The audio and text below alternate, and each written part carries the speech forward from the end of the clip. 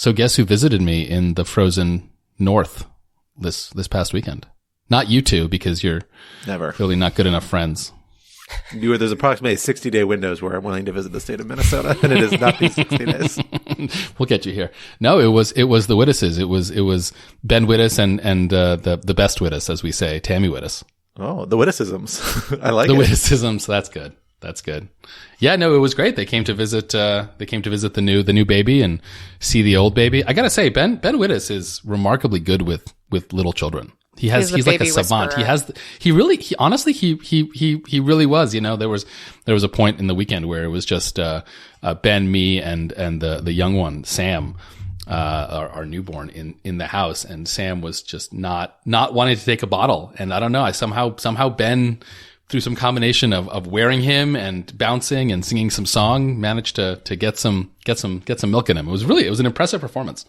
Ben's a nurturer. I do wonder what impact the dog shirt has had on child receptiveness. Like, some children will probably find it terrifying because they're like, here's this Krang-like maw coming at me every time he tries to hold me up. But other ones, maybe it makes them more cuddly. I don't know. Maybe a shirt-to-shirt sort of thing. I mean, my understanding is that Natalie's kid loves the dog shirt. I think Ben is trying to incept dog shirt love in the next generation of lawfare progeny. I don't know how I feel about it. I'm still resisting. Yeah. I think maybe we'll get to the point where he wears the full fuzzy dog outfit, and then maybe I could get on board. I think that's what I'm waiting for. Ben just becomes a furry. That's the logical outgrowth of all that's of this. Basically right. I mean, we don't know what he's doing in his off hours. So that might be right. I mean, we had that Brookings Bunny outfit for a while. That was hanging around the office.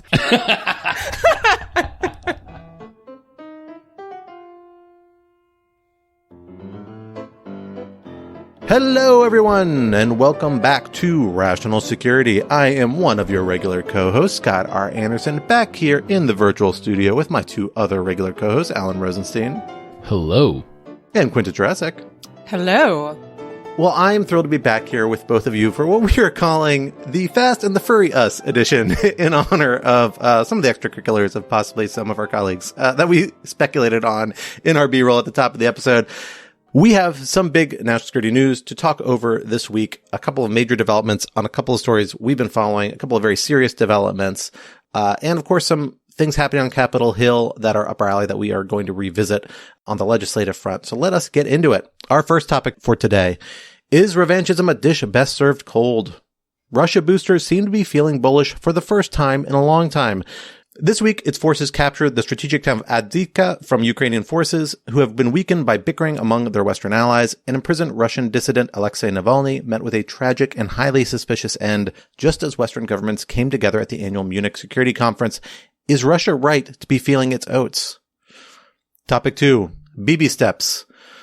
As Israel prepares to mount a controversial military operation against Rafah, the last refuge for many displaced civilians in Gaza, there are cracks between the government of Prime Minister Bibi Netanyahu and the Biden administration, who in recent weeks have shown an increased willingness to target settler violence in the West Bank with sanctions, to impose some conditionality on U.S. security assistance, and to turn to the UN Security Council for possible support for a temporary ceasefire, even over Israeli objections.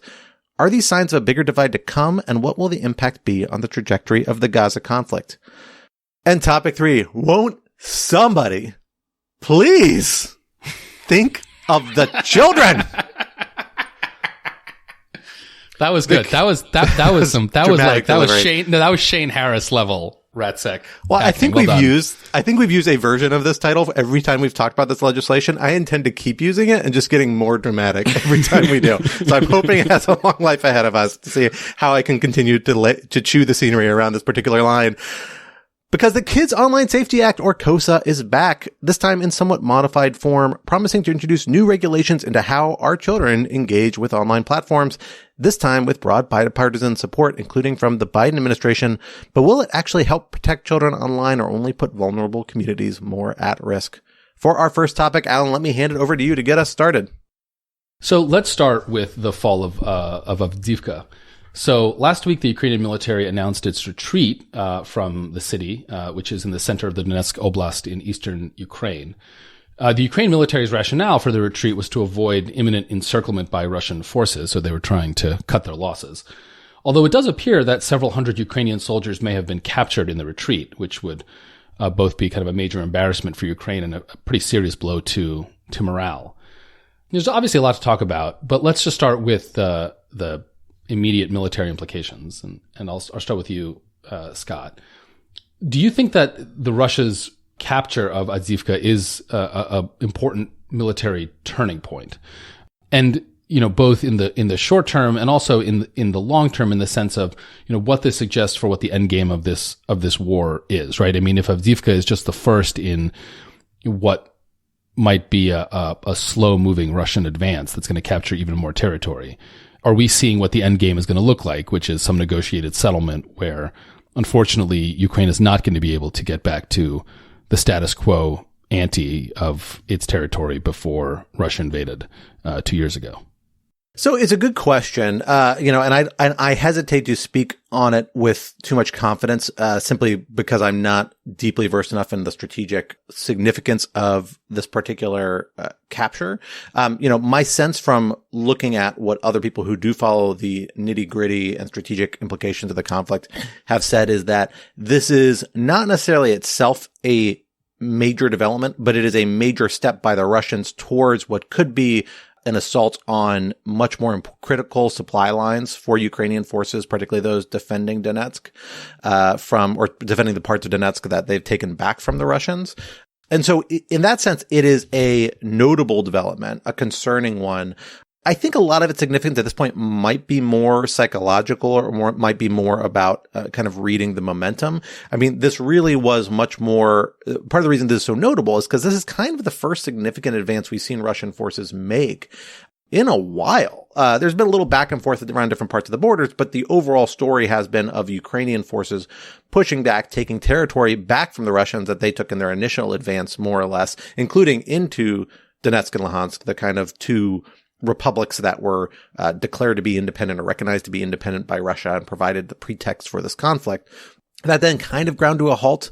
We thought maybe the offensive the Ukrainians were planning was going to break through that kind of frozen line and perhaps take some more territory back. That didn't really manifest. And so now we've had fairly static lines, and this is the first time the Russians have pushed through it. The part of the story that gets overlooked, and the part that the Russians are not acknowledging or playing up, is the costliness of it. This is a big reason why it seems like the Russians were able to do this, is because they have a significant advantage both in arms and personnel. They're essentially launching 5 times as many artillery shells as the Ukrainians are, in part because the Ukrainians are short on artillery shells because of production slowdown and because of assistance slowdown by Western governments backing them, including in Europe and the United States. So that is a problem, a potentially longer term problem for the Ukrainians, but it's also one that might have a little bit of a limited time frame. We know we're in this big negotiation, at least in terms of U.S. assistance, that has held up U.S. assistance. That a logjam could break on that in the coming weeks. That could alleviate some of the pressure on the Ukrainians. The Russians have also suffered a huge number of casualties. I mean, over in the conflict overall, and including in taking this particular target. Again, where we've seen advances by Russian forces, it has been at immense cost in terms of personnel. Russia has a pipeline in place, one that appears a little more stable now than back when it was using conscriptees and Wagner mercenaries to kind of fill out its lines of forces. But that is still a difficult task. You can only kill tens of thousands of your own nationals and soldiers so often to take strategic targets like this. And you're going to have a lot more targets between this and getting anywhere near what Russia wanted to accomplish in the original conflict, or even into just securing Donetsk and Luhansk. So, I don't think this is a sign of a game changer, but it is a sign a little bit of a change in momentum, or perhaps a sign that momentum really has kind of ground down to a halt and is now kind of bouncing back and forth between these two sides. And the real concerning part of this is that it does underscore perhaps Russia's long-term advantages, which is that it's a major economy with an authoritarian government that seems dead set on doing this. And so if they can get their industrial base up, and if they are simply willing to throw bodies and money, blood and treasure against an objective, it's going to be harder for smaller governments to stand up against that without substantial amounts of support, which right now has been on hold. And I think that's the bigger concerning part of the story. Scott, one thing that you touched on and then I want to expand on is how this is going to play not just sort of within the actual conflict on the ground, but in the West, in Europe, and again, particularly in the United States, where we do have this ongoing negotiation. So let me throw it out to Quinta, because I know she has some thoughts on this. How should we think about both how this will play into that negotiation and also whether that negotiation itself may have contributed to this Ukrainian defeat? I mean, certainly, some folks in the Biden administration are pointing to the fall of Avdiivka as an example of, what happens when Congress, in particular Republicans, dither on providing more aid to Ukraine. I think it does drive home, I should say I don't know enough to draw a straight line between sort of U.S. dithering and what happened here. I'd be interested to know our colleague Eric Charmela's thoughts, but we had a very good conversation on the Love Her podcast with Eric and our colleagues Molly Reynolds and Ben Wittes, where the point was made that, this is going to be kind of a slow grind if the U.S. doesn't help, and that it may be hard to kind of kick Congress into gear, given that there might not be, a single moment where it becomes clear what is happening, and that the Ukrainians are struggling because of a lack of U.S. support. I'm not optimistic enough to think that this defeat for Ukraine might represent that kind of come to Jesus moment. But I do think, it does give the Biden administration the ability to say, like, look, this happened and it didn't need to have happened.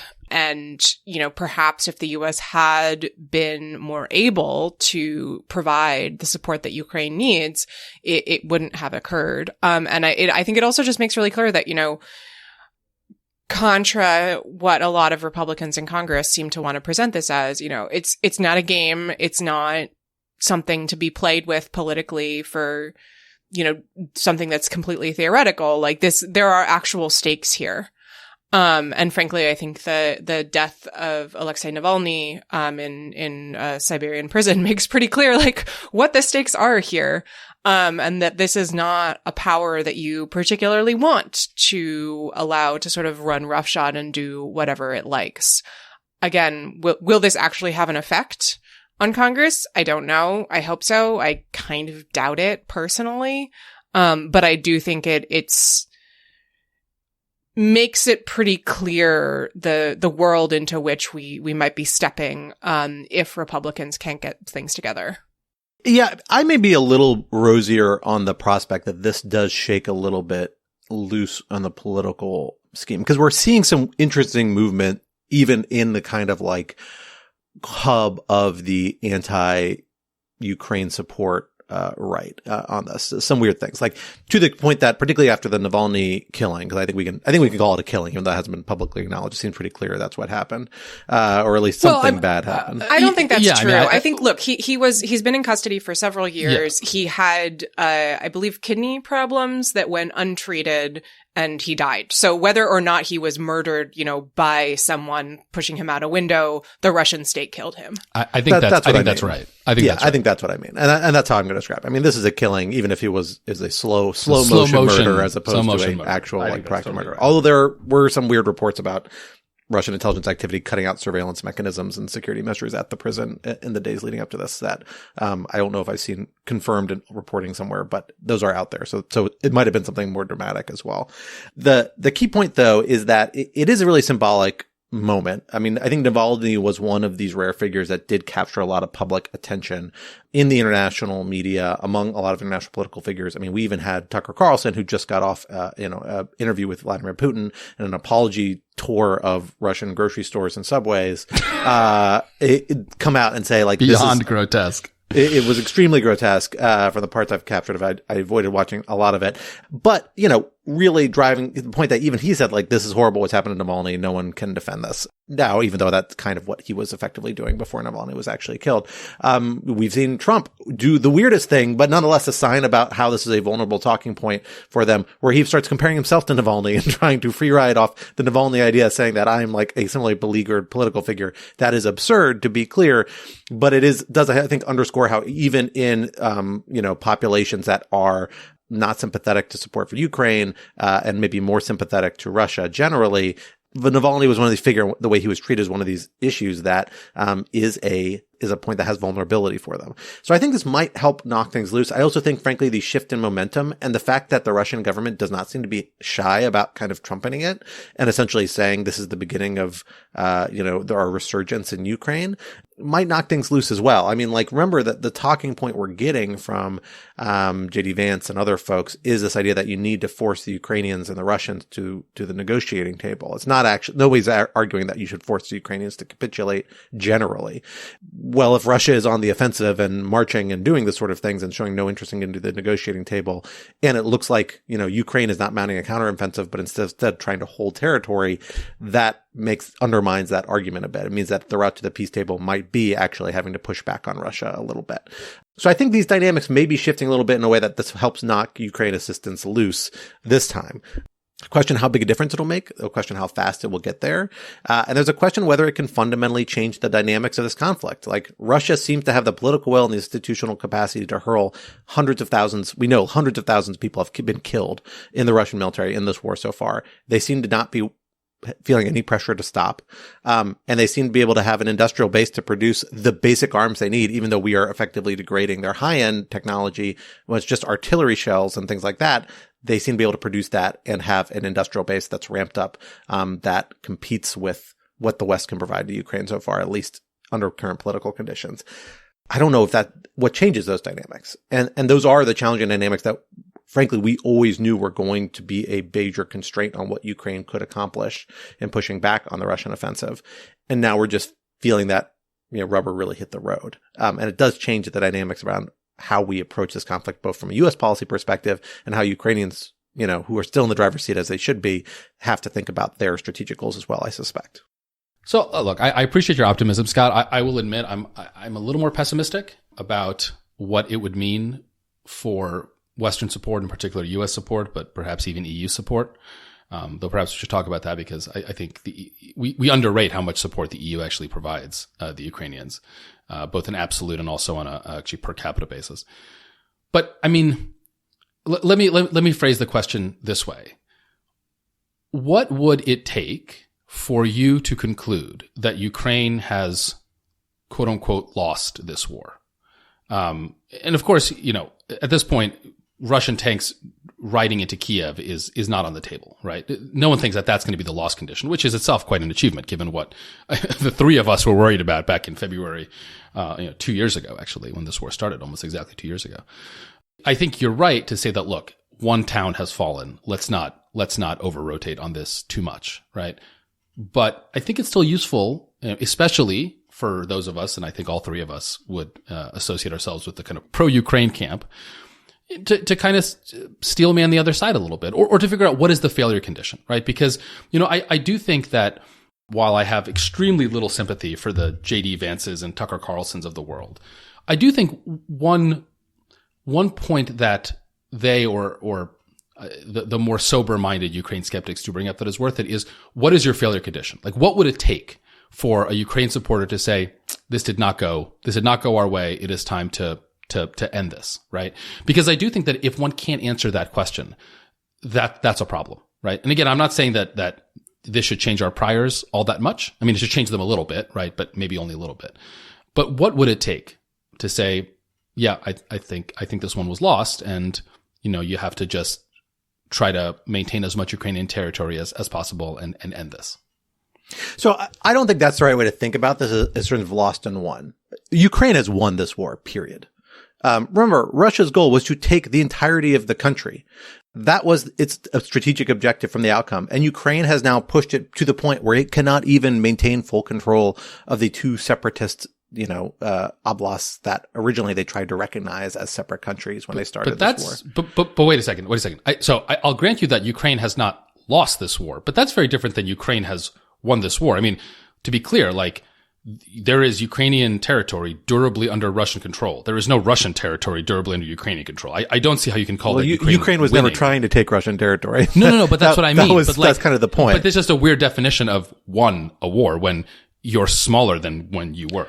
I mean, that's why winning and losing wars is not a smart way to think about this, if I'm being honest. It has Ukraine met or exceeded its strategic goals or what frankly could realistically have been expected of it in February 2022? Yeah, by miles.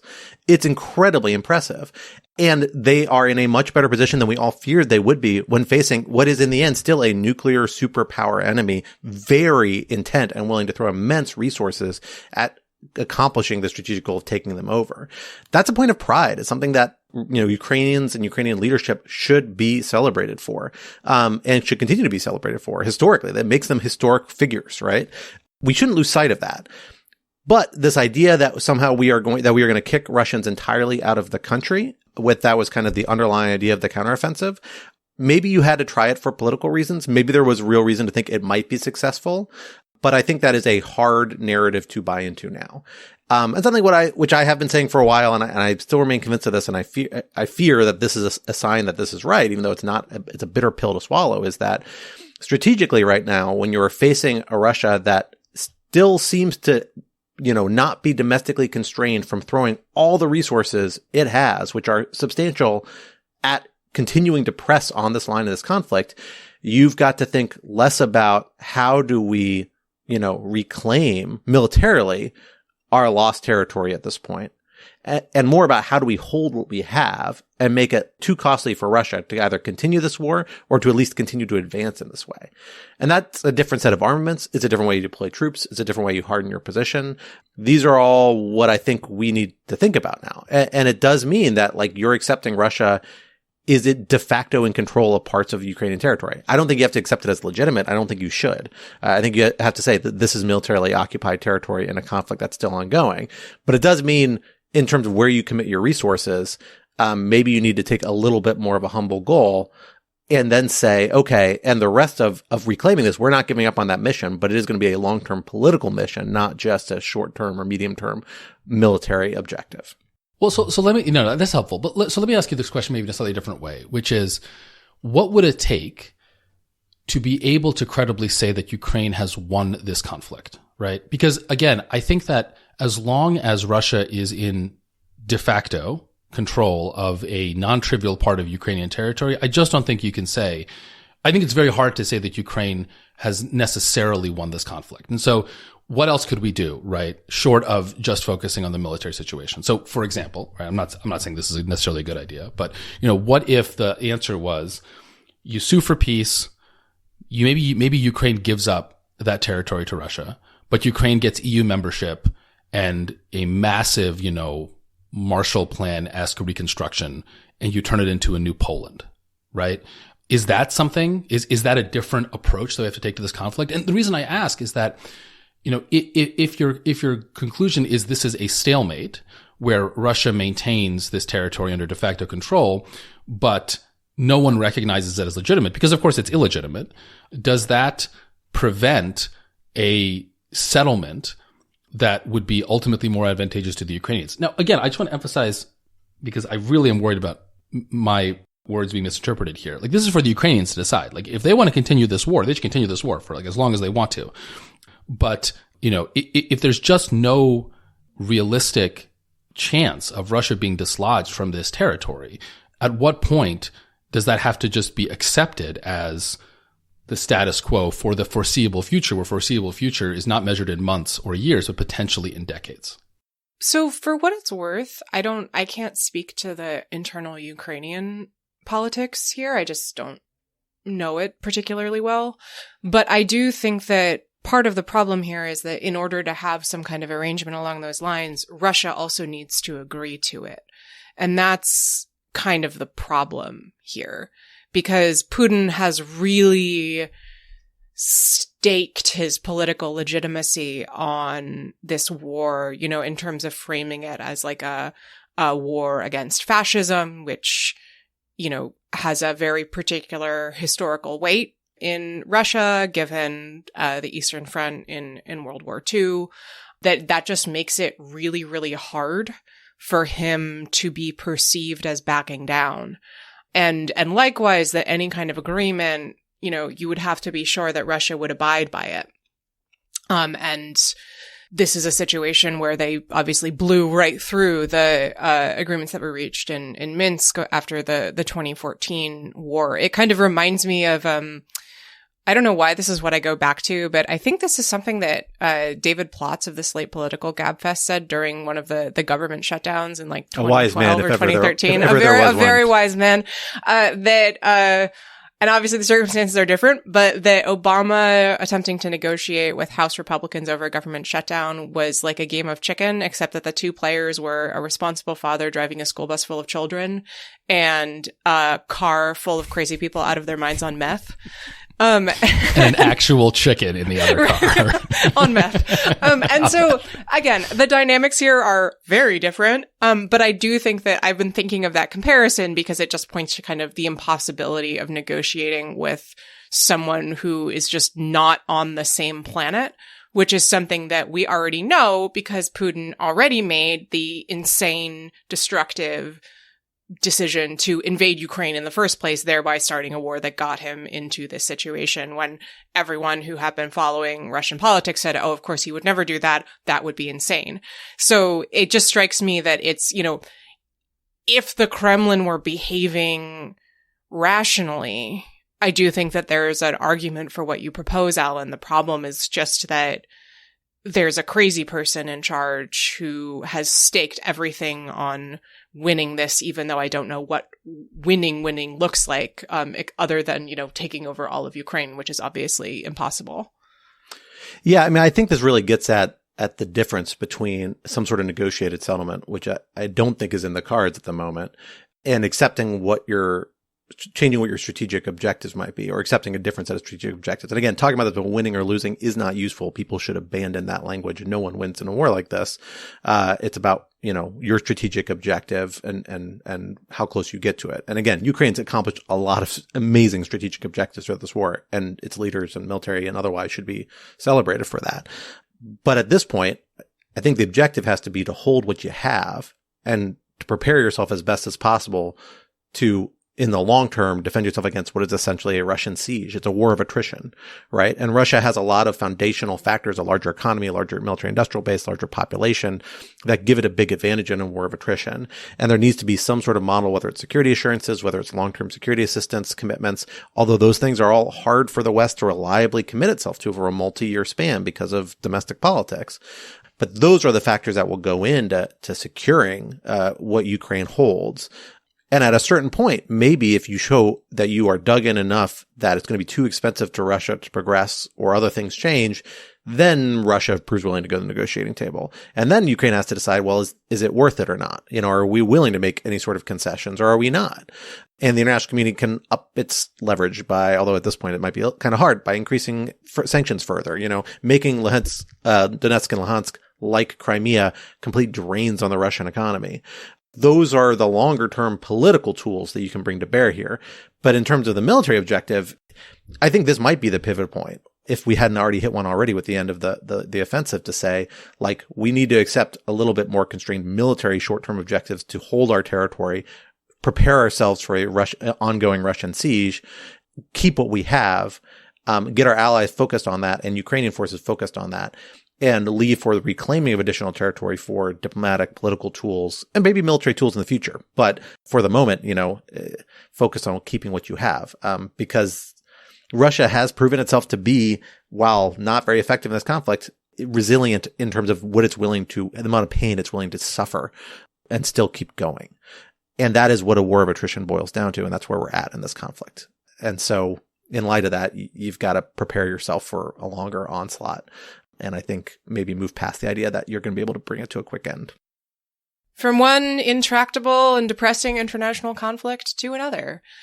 So things have continued to get worse. What else in the Israel-Gaza war right now? The latest slate of news has to do with a planned operation by Israel into the city of Rafah in southern Gaza, which has raised a fair amount of alarm among countries around the world, including, for what it's worth, the United States, particularly because Rafah currently according to the New York Times, is sheltering over half of the population of the Gaza Strip.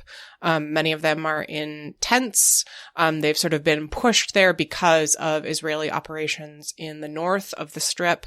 There's been some indication that Egypt, on the other side of the border, is perhaps preparing for civilians in Gaza to move out into the Sinai during a potential operation there.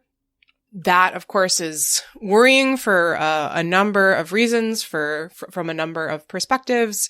And we also have indications that the United States, again, what else is new, maybe losing patience a bit with Israeli Prime Minister Benjamin Netanyahu, not only over this operation in Rafah, but of course we've had some indications in terms of an executive order from the Biden administration allowing sanctions against far-right settlers.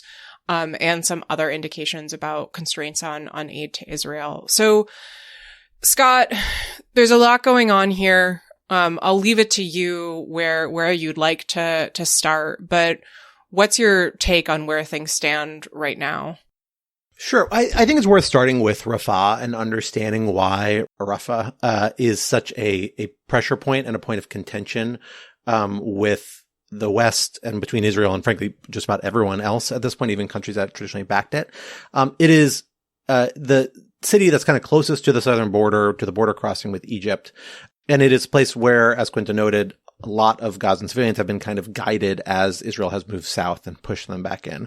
But a underlying anxiety, a suspicion certainly among Palestinian leadership, among Arab governments in the region, is that part of the drive of this military campaign hasn't been strictly defensive. Part of the drive is to push Palestinians out of Gaza and to resettle Gaza with Israelis, which there were Israeli settlements in Gaza prior to 2006-2007 withdrawal by then Prime Minister Sharon.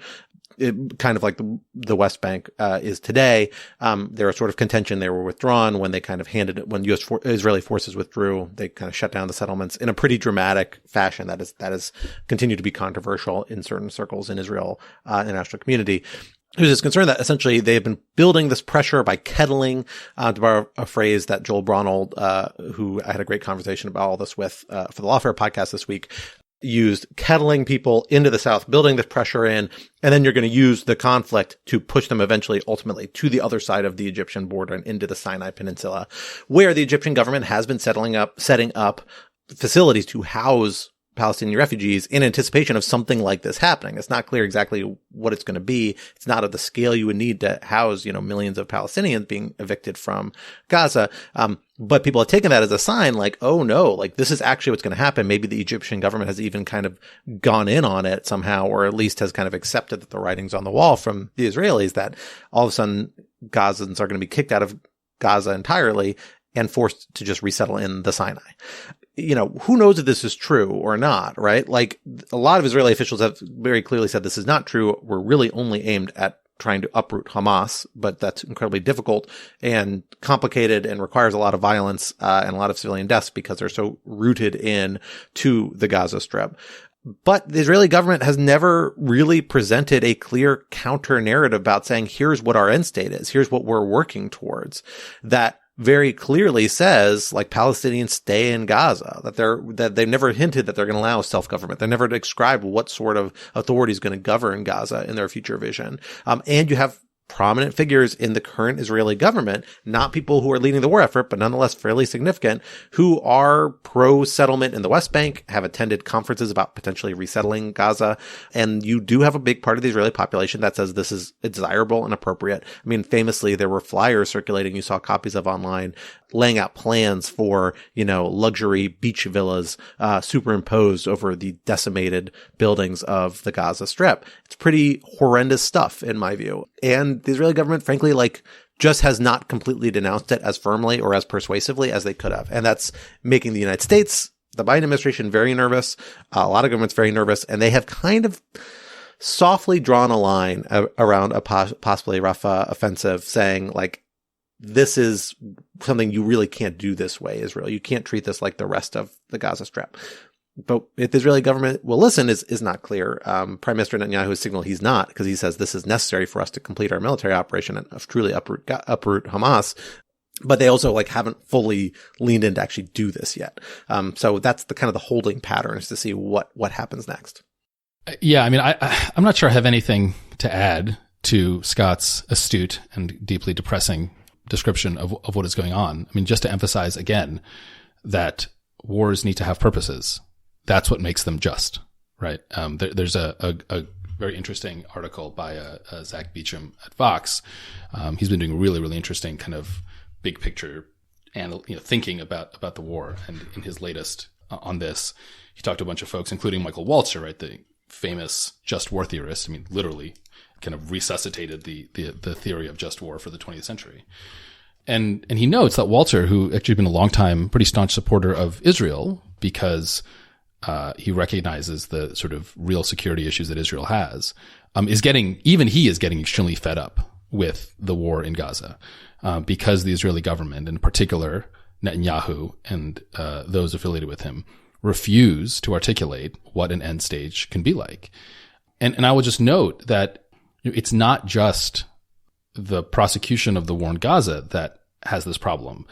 Netanyahu is not showing any willingness to engage on the much bigger issue, right? Which is the path to two states, or just generally the treatment of Palestinians in Israel. I mean, while this is going on, while Israel prepares to attack Rafah, right, you have Itamar Ben-Gvir, the sort of far right, truly far right. I don't know what's farther right than right.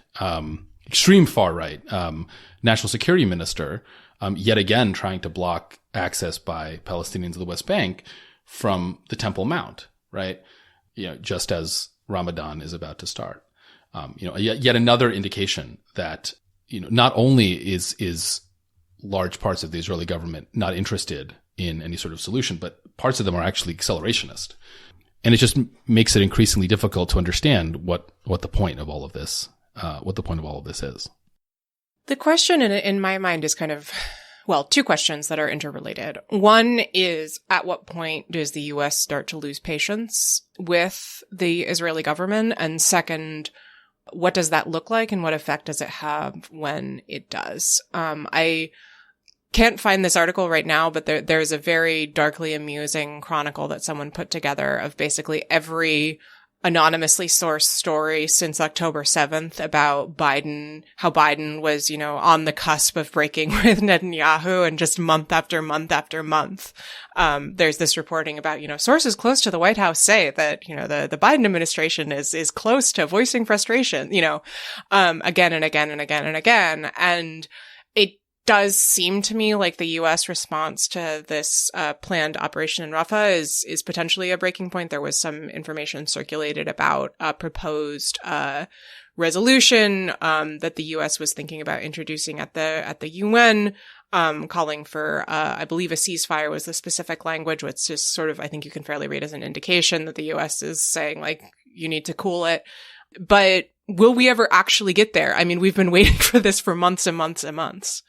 Well, I mean, I think it depends on what you mean by breaking point, right? I mean, I think we've reached many breaking points. I mean, I think the Overton window has shifted actually quite dramatically. The Biden administration has imposed sanctions on a small number of West Bank settlers, but and I think this was, to me, the most interesting part of the recent podcast you had, Scott. The effects of this, if scaled up, could be just absolutely tectonic, right? I mean, if you get to a point where it's not 4 settlers, it's 10, it's 100, it's 1,000, it's some organizations in the West Bank, that could really cripple, that could put Israel in a position of having to either choose whether to provide any support whatsoever to, legal settlements in the West Bank, or bring the Israeli financial system to its knees, given how enmeshed it is in the U.S. financial systems. That's a huge deal. Talks about, the U.S.-led ceasefire resolution in the UN is a big deal. Even rumors about the U.S. unilaterally recognizing a Palestinian state probably won't happen, but even rumors about this, right, given where those rumors are almost certainly coming from, is a big deal. I think we just have to be somewhat realistic about what breaking point means. Look, Israel is simultaneously, and this has always been the paradox, an incredibly weak and beleaguered nation, given where it is, and an incredibly strong nation, right, given just how much more powerful its military, economy, and technology is relative to its neighbors, right? It does not Well, it needs the United States in one sense, but in another sense, it doesn't need the United States. The United States cannot stop, right, what the Israeli political and military establishment want to do, not in the short term, right? It cannot stop that because Israel is an extremely strong power relative to its current military objectives.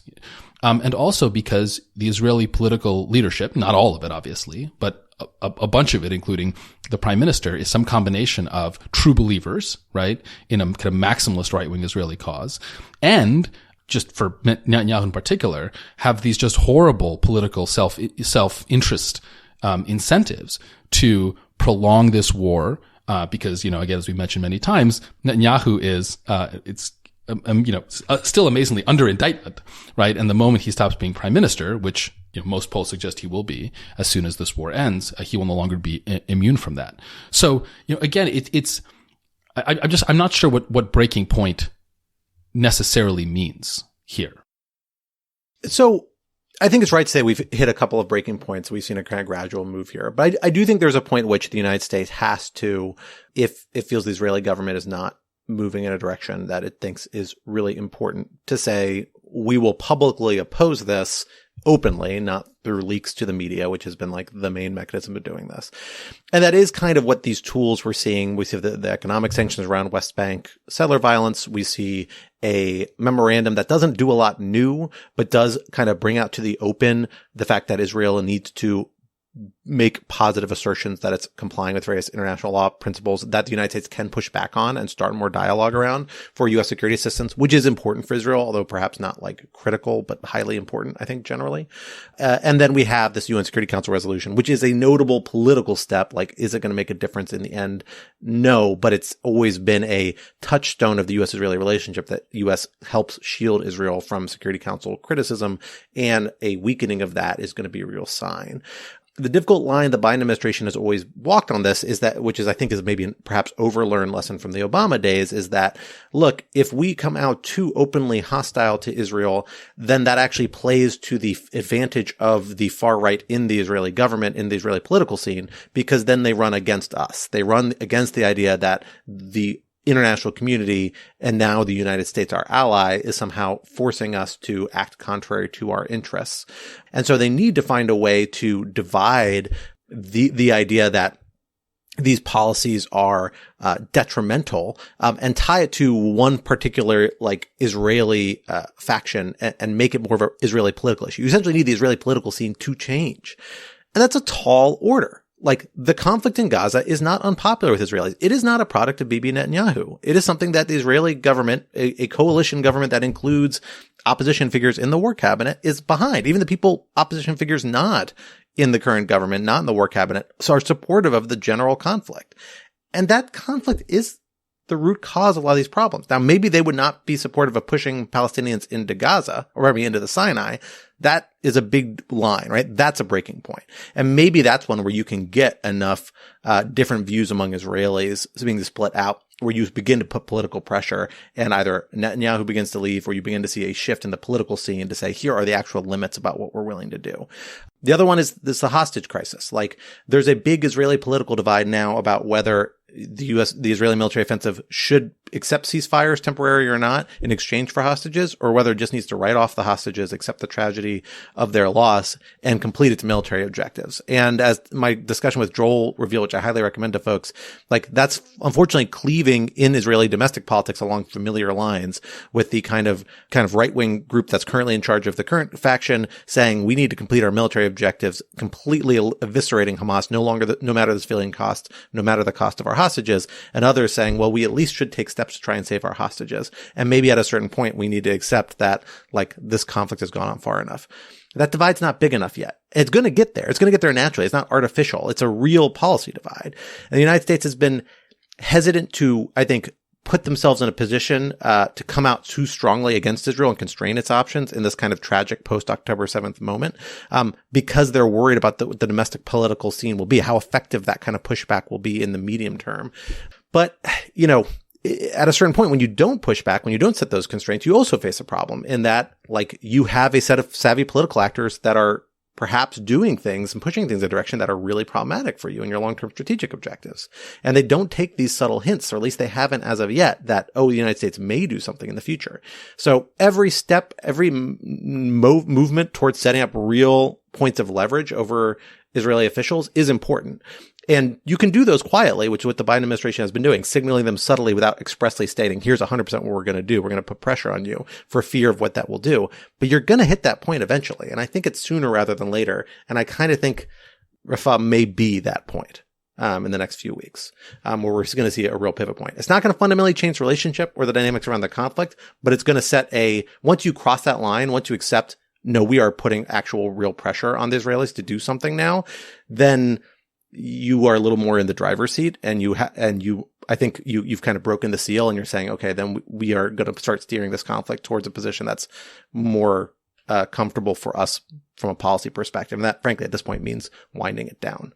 I think the Israelis know this. I think that's why they're pushing as hard as they can to get as much done on the ground with the window they have left. But long story short, from the start of this conflict, we knew there was a months-long window, not a years-long window, a month-long window where the Israelis were going to be able to do the sort of things that they were going to want to do, which were very damaging to civilians, damaging to Gaza, before the international community would put pressure on them and end it. The Israelis knew that too. And I think that's the window we're beginning to see close. And the real question is how far the Israeli government's willing to push it, particularly around Rafah and what their actual objectives are. Although I tend to be skeptical that they're actually trying to push people in the Sinai, but who knows? Then before they get that window, how far they're willing to push international relationships before they get that far, and how much their domestic political system can withstand. And we don't know. The truth is, Bibi is and his faction is a much more resilient group than a lot of people accept. And we like to think of them as they're this extremist government, but they're a government that's won popular elections multiple times in the last couple of years. And they're not isolated views. They're like a view that's bought into by a lot of the Israeli public. So how much is that going to change in the medium term? I'm not sure. And that really casts a lot of cold water on a lot of long-term ambitious plans that hinge on there being a change in the Israeli, political preferences. Because that just is asking a lot for of political change within Israel that I'm not sure there's reason to think is actually on the cusp of happening. Well, let us turn from overseas to the home front to another controversial issue that is working its way up Capitol Hill as we speak, and that is, of course, the Kids Online Safety Act. This legislation we have talked about before. It is a response to social science studies, public health studies that suggest a variety of types of engagement between teenagers and children and different types of online activities. Social media engagement in particular has detrimental effects on their health, mental health, education, development, but particularly mental health concerns. And Congress has been kind of wrestling with ways in a bipartisan way, but in a way that may ultimately prove problematic about how to best tackle that.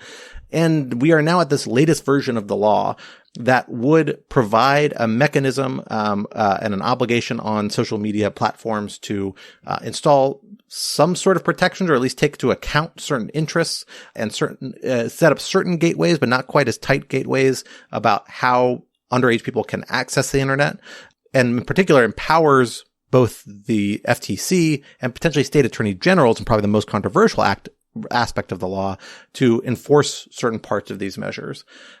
Quinta, I know you have been following this law really closely. Let me turn it over to you first to kind of lay out how this version of the law differs from earlier versions and what exactly it does. And then I want to get into how we feel about it. But let's first lay out the kind of more technical aspects that I think you grasp better than I do.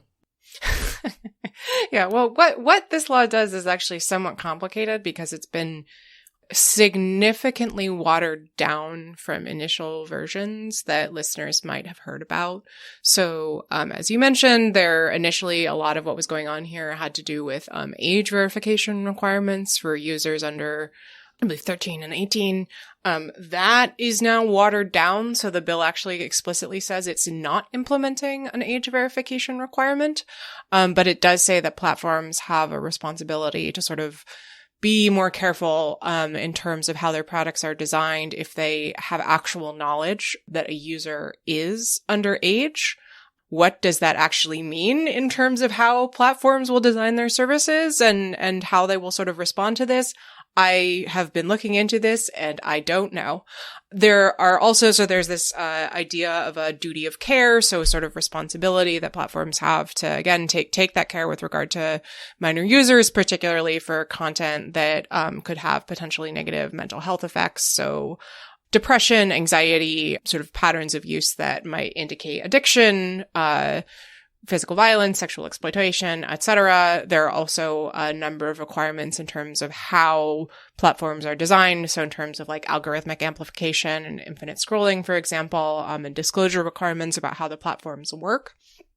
And as you say, this is to be enforced both by state attorneys general through parents patriae lawsuits, but also by the FTC. One of the big changes in this latest draft of the bill is that the duty of care requirement, which was in some ways the most sweeping, is now no longer enforceable by state attorneys general. It's only by the FTC, and I can talk a little bit about why that change was made. And it was something that LGBTQ groups felt very strongly about. There's also a fair amount of stuff in here about research that will be required. Previously, there were provisions allowing independent researcher access to data. That's been rolled back for reasons I don't fully understand. Now there are requirements that the National Academies of Sciences take a look and conduct some studies about the effects of internet use on children's mental health. And there is more, but I won't get into all of it here. I think the short line is that it is significantly watered down from initial versions that, some, internet freedom groups and LGBTQ groups were alarmed about, but after taking a look through, personally, I will say that watering down doesn't, to me, completely mitigate those concerns. And frankly, it also leaves me kind of puzzled about what the point of the bill is if it's so watered down to begin with. Well, yeah, I mean, I don't think anything could completely mitigate those concerns that would still be remotely responsive to the problem. Well, let me be fair. I think it's a problem, but I know some people don't think it's a problem. So let's just say to the problem as the sponsors of the bill see the problem being. I will also note that, although the bill is still coming under a lot of fire, I think it actually has mollified quite a number of people. I mean, I'm looking at a Verge piece on it, and it does look like a lot of major LGBT groups, GLAAD, Human Rights Campaign, the Trevor Project, have said that they are ultimately okay with the bill in its current form, right? Again, I'm sure they still have their objections and problems with it, but I think it's a kind of a big deal if you can get all those groups to say, you've largely accepted, or you've largely dealt with our concerns. I think kind of zooming out, right? There is on the one hand an element of Congress needs to do something. This is something, therefore Congress needs to do it. That's always kind of a problem with bills of this sort, in part because the problem is just so difficult to solve. The problem is still relatively new. There's still not, I'd say, total consensus on the nature of the problem. On the other hand, maybe this is someone who's always been a bit skeptical of the kind of big tech West Coast deregulatory fever. And also just personally, as, a parent, I just feel this more viscerally. I really do. Like I live in fear of, 10 years from now when I have to give my children a smartphone, or at that point, a Neuralink implant, which I suspect is going to be the new thing. I am largely convinced that on net, social media has been a net negative for children. I just, I find the evidence, to the extent that I am qualified to analyze it, and not being a statistician or an empiricist, I'm obviously at a disadvantage here, as frankly I think are many people on both sides of this debate. But I find the work of people like Jonathan Haidt, pretty convincing on this point. And although I recognize that, look, we've never been able to eliminate any sort of social harm to children, right? We've never been able to drive teen drinking to zero, teen smoking to zero. That is just not the level. That should not be the goal here. And we have, I think, been able to make a lot of parts of life safer for children.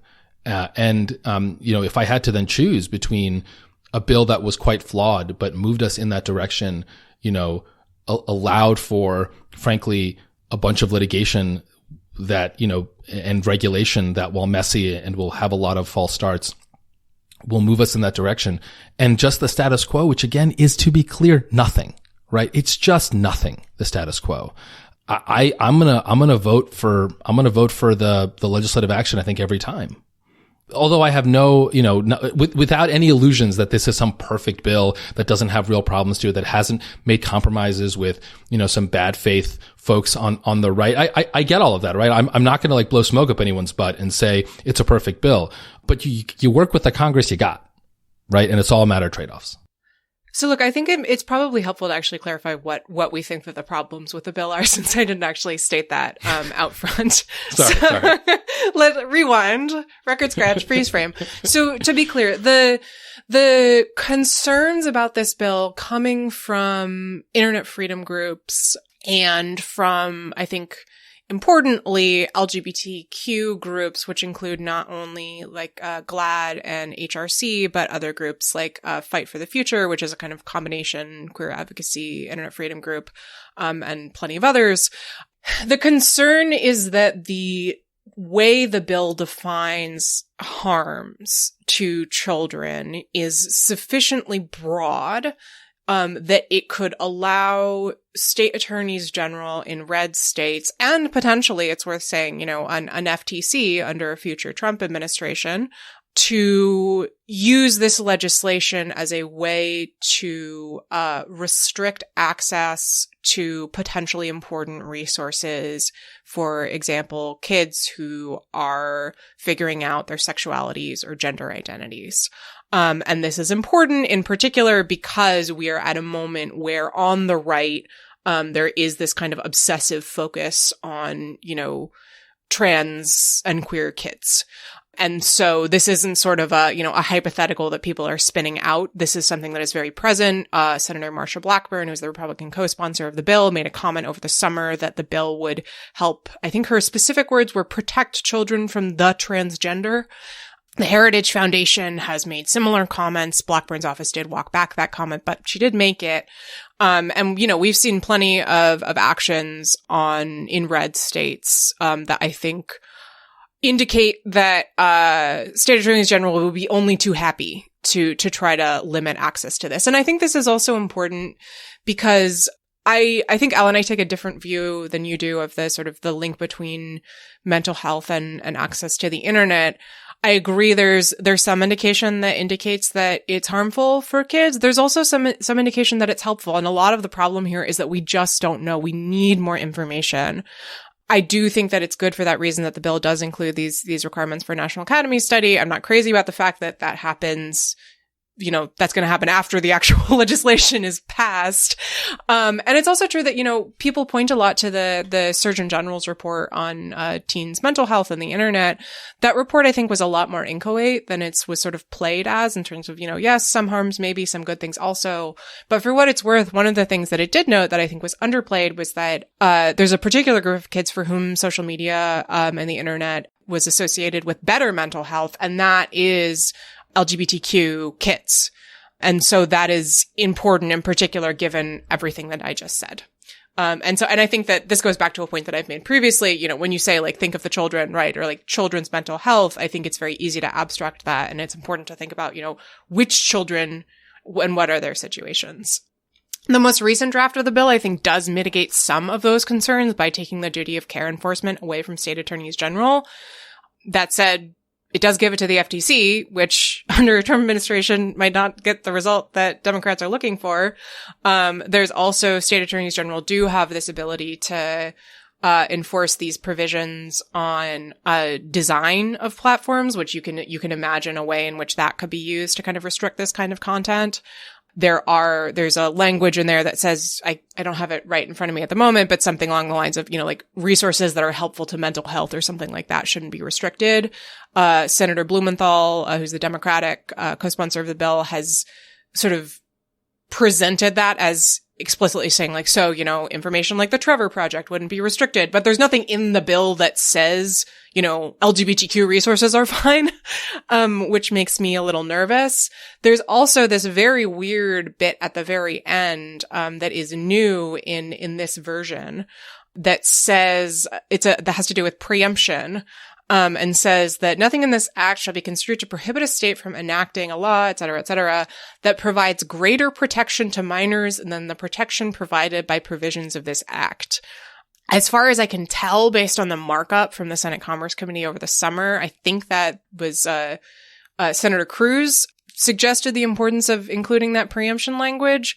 That is worrying to me because it suggests, and I'll give a shout out to Blake Reed here, who pointed this out to me on social media, that, you could basically have a red state legislature pass similar legislation and say, we're very concerned about children's access to, information about gender identity. Look, this is more protective of children than KOSA. Now we can go out there and enforce that.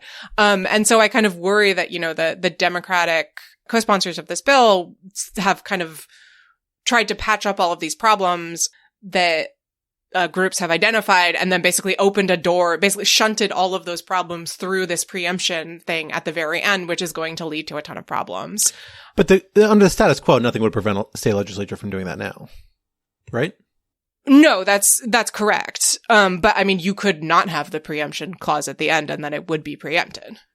Right. Yeah, exactly. I mean, if the goal of this was to prevent, that very clearly seems to be a bargain to say we are not restricting states' existing authority to legislate in this space through this federal legislation. And in the silence of that, you would actually have a judicial argument. You'd have a legal argument to say is this preempted or not? Because it doesn't expressly preempt it either, right? Unless an earlier version did that. But I don't think that was ever part of the calculus, was that we're going to have one national standard of this stuff, or that would be politically. So look, I mean, we're getting pretty deep into the weeds now, but I mean, look, part of the problem that we have seen with tech legislation that we saw with FOSTA in 2018 is that if you say, oh yeah, state attorneys general are going to be able to enforce this on their own, potentially on the basis of state law, you end up with a patchwork, and then tech companies are incentivized to basically take the lowest common denominator and restrict everything. So, and we know that that's what could happen because that's what happened with FOSTA. So I think the particular dynamics of that make this particularly worrying to me here, given the political context.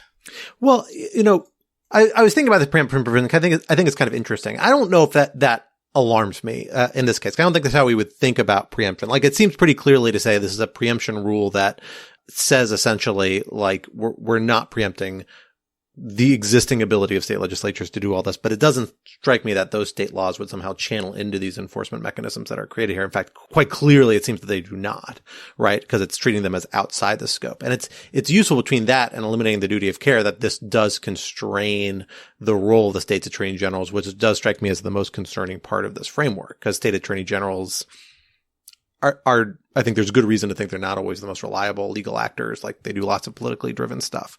They embrace lots of different views that people might not agree with. I guess the question here is, in the parts left to the state attorney generals, what are the ones that provide the risk factor? And there, the big parts that are left to them are transparency and reporting requirements, which nothing jumps out to me of those of being highly concerned, maybe from an industry perspective, they're tools by which state attorney generals could put pressure on industry, but it's not necessarily what we want if the reporting requirements are out there. And then there's the age access issue, this idea that if a platform knows somebody underage is on here, or I don't know whether it's know or reasonably knows, which is a big difference in this sort of context. And I think that was something that changed in recent versions of the law. But this question of knowledge of saying, okay, we can hammer down on platforms for failing to identify or for failing to adequately account for age differences, that's a point of concern, I guess, maybe. But I'm wondering how much wiggle room state attorney generals have to do with what hay they can make of that, what trouble they can do with that mischief. I could see some, but I don't know if it strikes me as as concerning as a duty of care standard that is fairly broadly worded. I'm not sure you get to the same outcome here. So I don't know. I do think this is actually a substantially watered down version from that angle, the angle of state attorney generals causing mischief. FTC, federal regulation always takes the angle that federal regs will be applied badly, and we do have elections and they have consequences, and that's unfortunate, but I think that's kind of baked into the nature of any sort of regulation.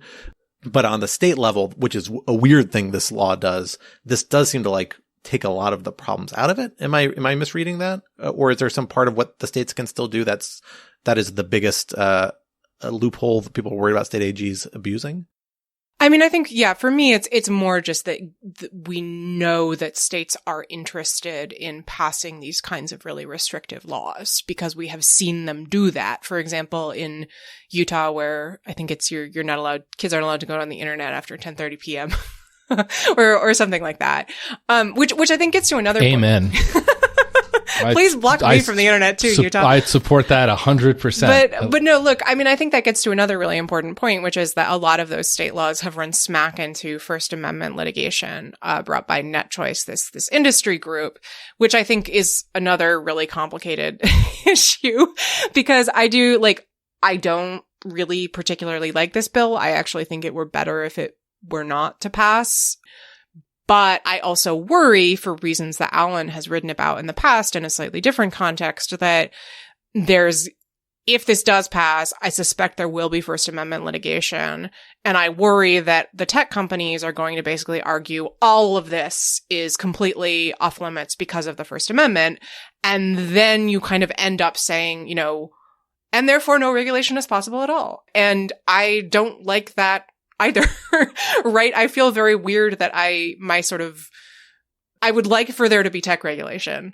And I have somehow ended up in this position of arguing against all of the regulation that is on the table because I think that it's bad, but that doesn't mean that I think it should be, constitutionally prohibited. And I'm worried that is kind of the direction that we're heading. Alan, I don't know. Do you think that's fair? Well, yeah, I mean, I do. I mean, look, on Monday, the court is going to be hearing argument in the other, there's so many net choice cases, in the other net choice cases, the ones about the Texas and Florida social media moderation laws, which I'm sure we will talk about the argument, on next week's RATSEC. And so I think we'll actually get a bit of a sense of where the court's head is there. I mean, what would the First Amendment? I have trouble sinking my eyes on what a First Amendment a credible one would be here. No, there are a bunch. There's a ton. A bunch. There's a ton. Yeah, there are a bunch, right? So two in particular, right? Well, two of which are credible. So the one that's not credible, I think, is tech companies have a First Amendment right to communicate with children in any way that they want. Right? And then I'm not sure that's going to get anywhere. But then there are two other ones that are much more credible. One is that children themselves have First Amendment rights. I mean, they do. They have fewer First Amendment rights because they're children. But they don't have zero. And the doctrine about children First Amendment rights is actually pretty complicated. And so I think that it's complicated, it's unsettled. It is true that some of these laws are being challenged on those grounds successfully or unsuccessfully, but that's one. The other is kind of think of as a spillover argument where even if the children themselves don't have a First Amendment right that's being unconstitutionally abridged, adults do. And if you pass a law, and this often comes up in the age verification context, where if you pass a law for age verification that in the end causes platforms to so lock down their platforms that adults can no longer access material because we don't have, let's say, necessarily a good age verification system, then that can be its own First Amendment problem. Now, look, I am at the end of the day somewhat skeptical of these arguments because, I think that just as we figured out a reasonable age verification system for alcohol, it's not perfect, but it's pretty okay, right? Or tobacco. I mean, I suspect we can figure this thing out that will assuage the First Amendment issues. But there's no question that these First Amendment challenges, they're not frivolous. They're not frivolous at all. And they will have to be worked through. I count myself highly dubious that there's serious First Amendment issues with this, given that, especially because it's like an age knowledge requirement. But I'm going to say that, and then I'm going to end the conversation because we're out of time today. And we will have the opportunity to revisit this next week, or some related issues next week when we talk about the net choice cases. Hint, a sneak preview of next week. Because that brings us to the end of our time together for this week. But this would not be Rational Security if we did not leave you with some object lessons to ponder over in the weeks to come. Alan, what do you have for us this week? So I have one of the best movies I've seen in a long time. American Fiction. It's a new film, or it's not that new anymore. But because I have two small children, I don't get to watch new films. So I only watch them once they're streaming, and I can watch them over 3 days at night with my wife, because otherwise we're very tired. So it's sort of written and directed by Cord Jefferson, and it stars Jeffrey Wright, Sterling Brown, some other great actors. Basically, the premise, and it's based on a book from, I think, the 90s called Erasure. And the premise is, the main character, this guy, Thelonious Monk Ellison, who's a black author who writes these really kind of highbrow, super intellectual books. his career has stalled because basically no one wants to publish his work. They want quote unquote black fiction, right? And so in rage and desperation, he writes as basically a satirical joke this book that initially he calls My Pathology, and then renames just to kind of screw with people even more. Fuck. And it's just it's like the most cringy, like poverty. It's just awful. But of course, the joke is that it becomes this runaway bestseller, wins all these awards, and he's just driven more and more towards madness. And as this is happening, there's this, in addition, this really interesting and actually nuanced story about his and his sort of upper middle class black family and all their travails. It's an incredible movie. It is incredibly funny. It's kind of brutal to watch, to be honest. It does this wonderful inversion where it's the white characters who are like cookie cutters. It's fabulous. And there's also this really affecting family story. It's gotten total rave reviews. It's up for a bunch of, Oscar nominations, both for Best Picture and Best Actor. And I will say the universal acclaim that it has gotten, right? I mean, just universal acclaim, on the left, on the right, everywhere, gives me a lot of hope for American civilization going forward. But more than that, it is just it's a spectacular movie. I just highly, highly recommend it. Have either of you seen it? No, I've really, really wanted to, and I heard it was good, and now I want to even more. It's so I'm putting it on my list. It looks great. Yeah, it's recommended to have an alcoholic beverage in hand while watching it. I will say I've also heard that the book that it's based on, Erasure, is very good. Although I haven't. I need to read the book. Yeah. Quinta, what do you have for us this week? I have a work of fiction, though not a movie based on a work of fiction.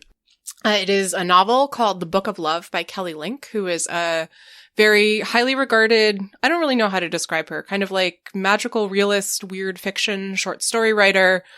She's very good. She won a MacArthur in 2018, I think, and this is her first novel. And I basically inhaled it over the course of 2 days. I don't even really know fully how to describe it. I think it's kind of like a riff on Tamlin, Thomas the Rhymer, sort of English ballads from that period. It reminds me a lot of the wonderful Diana Wynne Jones novel Fire and Hemlock, if anyone has read that. It was just... I'm not getting any of these references. You're way too highbrow for me.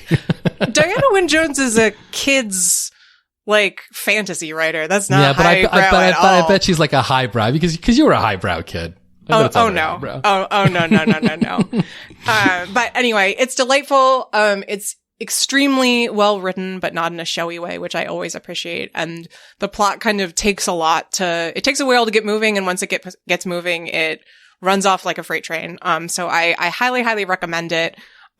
Just like an excellent read on many levels, and also something where if you're just kind of like looking for something with a plot to kind of carry you off to another world, it was extremely enjoyable. I also recommend everything else that Kelly Link has ever written because she is just generally great. Well, wonderful. Well, for my object lesson this week, I'm sharing a local tip, but also I'm going to mix in a national, vaguely related one just for folks who are in the DC area.